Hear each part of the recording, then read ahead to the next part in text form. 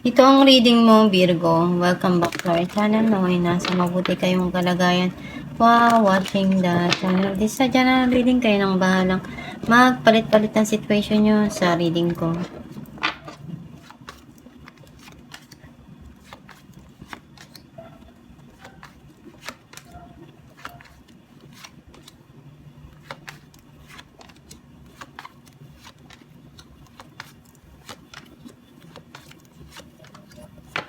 At the bottom of the deck, Two of Swords. I feel like yung energy mo, nasa-sense ko na may mga bagay ka dito na iniisip, pinagdesisyonan, at nandun yung nalilito ka kung ano ba yung dapat mong piliin at gawin.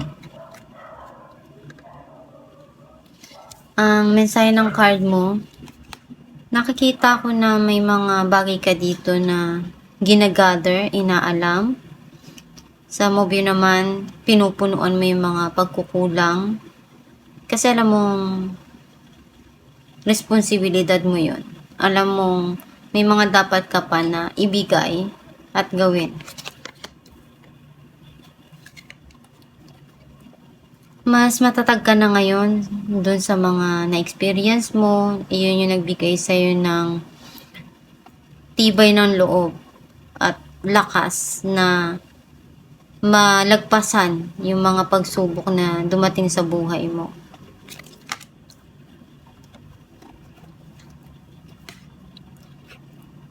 May tao na gustong makipag-usap sa'yo, linawin yung mga nangyari. Some of you naman, pwedeng ikaw to, may mga gusto kang sabihin, ipaliwanag. Sobrang nalungkot ka dun sa nangyaring sitwasyon sa buhay mo. At nakita ko na nasaktan ka. Unti-unti naman na maghihil yung mga nangyari sa nakaraan at magiging masaya ka. Kung ano man yung mga bagay na nangyari sa past, ma-overcome mo din yun.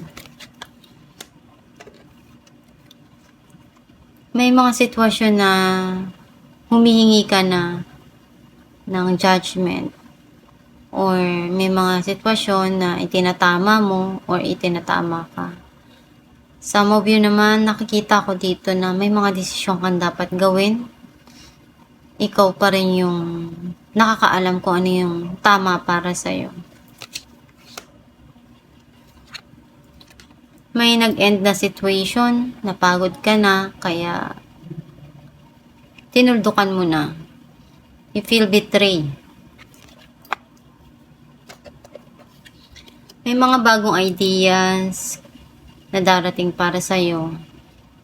And may darating din dito na communication and clarity dun sa situation na nangyari sa buhay mo.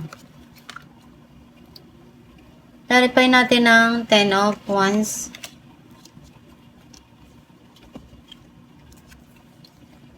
The Devil and the Fool.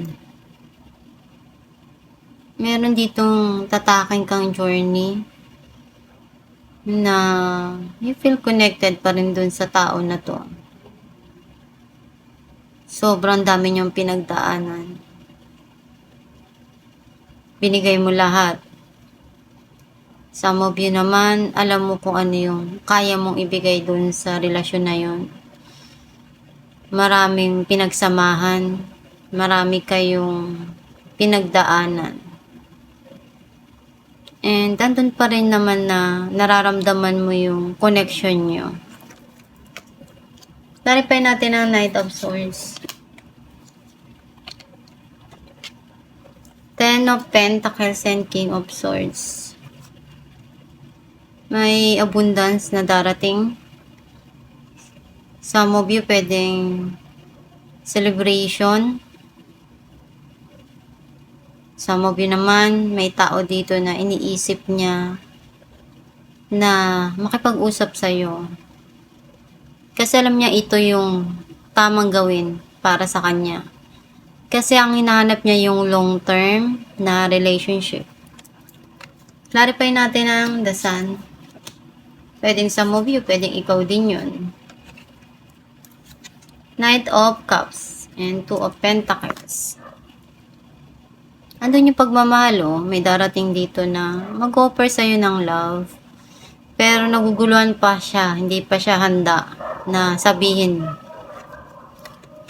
Hintay niya pang mag-heal yung situation. Clarify natin ang Ten of Swords, Three of Cups, and Two of Wands. Meron ditong pagkikita na darating para sa'yo. Hinihintay mo na rin to eh. And may mga plano ka dito na gusto mong magkaroon ng reconciliation. Clarify natin strength. Two of Pentacles and the Hermit. Naguguluhan ka pa. Andun yung nag-iisip-isip ka. Napapatingin ka lang sa malayo. Pero, nakita ko naman na mas strong ka na ngayon. Dun sa mga na-experience mong yun, nagbigay talaga sa'yo ng matinding lesson. Clarify natin ang Three of Swords. Eight of Cups and the Moon. May mga gusto ka ng kalimutan. And you keep it to yourself yung kung ano yung mga bagay na masakit para sa'yo dun sa nakaraan na yun. Some of you naman, at the back of your mind, iniisip mo ngayon na i-let go, mag-move on, kalimutan yung pain na yun, kung ano may naranasan mo na yun. Mas gusto mo ngayon na umpisahan uli yung buhay mo. Clarify natin ang Judgment. Nine of Wands and Page of Cups. You let your guard on. Pero andun pa rin yung pagmamahal. Some of you naman, may tao na pinapakita kung gaano ka kahalaga sa kanya. Pwedeng nakakabatang kapatid, pamilya, na pinapakita yung pagmamahal sa'yo. Clarify natin ang Ace of Swords,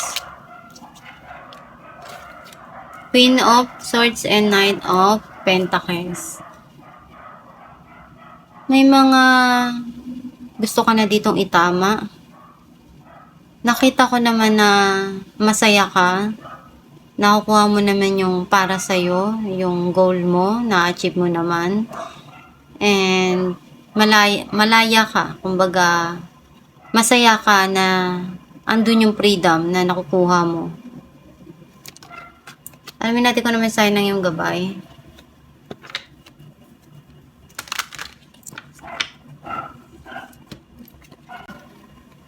Release and surrender.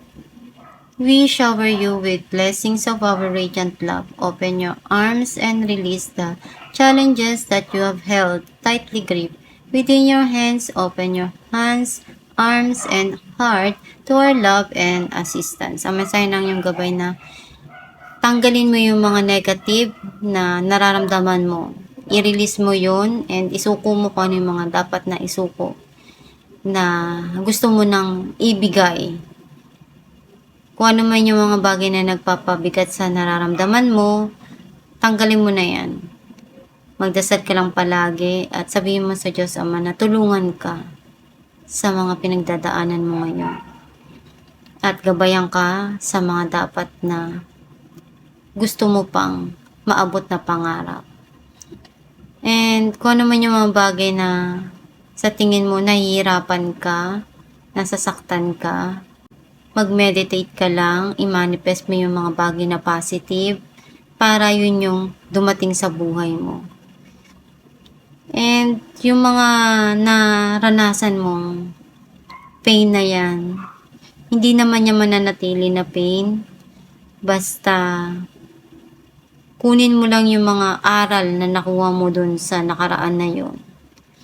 At take it for granted yung makakabuti para sa'yo dun sa sitwasyon na yun. Kasi hindi naman binigay yung mga nangyari na yun sa buhay mo nang wala lang.